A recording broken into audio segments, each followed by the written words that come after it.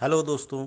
Technical गुरु लेकर आया है आपके लिए एक बहुत ही मज़ेदार वीडियो, जिसमें आप ये जान पाएंगे कि कैसे अपने वेबसाइट की पेजेस को या वेबसाइट को गूगल के टॉप प्लेस पे लेकर आते हैं। हाँ, बिल्कुल सही समझा आपने।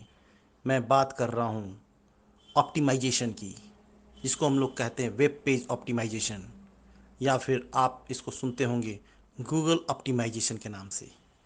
अगर आपका ऑप्टिमाइजेशन स्कोर टॉप पर है तो कोई दुनिया की कोई ताकत नहीं जो आपके पेज को टॉप पर लाने से रोक सके। बस इसके लिए आपको कुछ बातों का ध्यान रखना होगा, वो मैं आपको वीडियो में एक एक करके बताने जा रहा हूँ।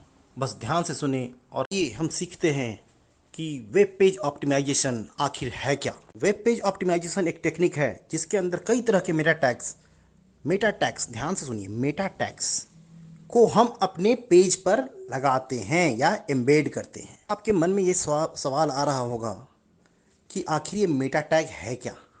मेटा टैग जो कि पेज के हेड टैग के अंदर लगता है, और उसे लगाने से ही, उसके लगाने के बाद ही बेसिकली हमारा गूगल या बिंग या ऐसे अदर सर्च इंजन हमारे पेज के इंफॉर्मेशन को रीड कर पाते हैं। जी हाँ, बिल्कुल समझा आपने। यह वेब पेज के क्राउलर को बेसिकली सर्च इंजन तक पहुंचाने में काफ़ी हद तक मदद करता है। सीखेंगे कि आखिर क्या क्या या कौन कौन से इंपॉर्टेंट मेटा टैग्स हैं जो हमें अपने पेज पर हमेशा लगाना चाहिए।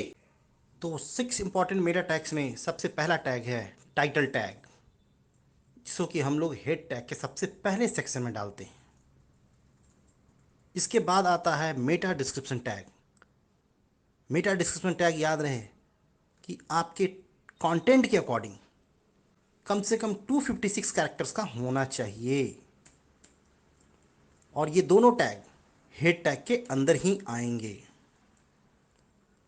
थर्ड है आपका सबसे इम्पॉर्टेंट, जो कि बेसिकली आपके टैग का सुरक्षा कवच कहा जाता है।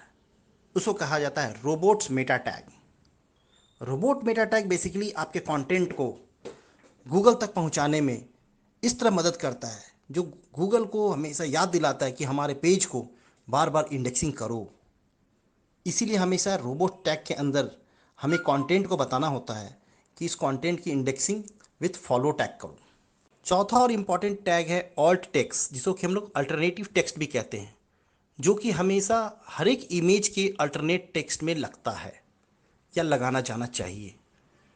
अगर आपका किसी भी वजह से कोई इमेज लोड नहीं हो पाता है तो अल्टरनेट टेक्स्ट उसकी जगह रिप्लेस करके यूजर्स को कम से कम कुछ कंटेंट दिखला सकता है, और इसलिए ये गूगल को कंटेंट सर्च करने में भी मदद करता है।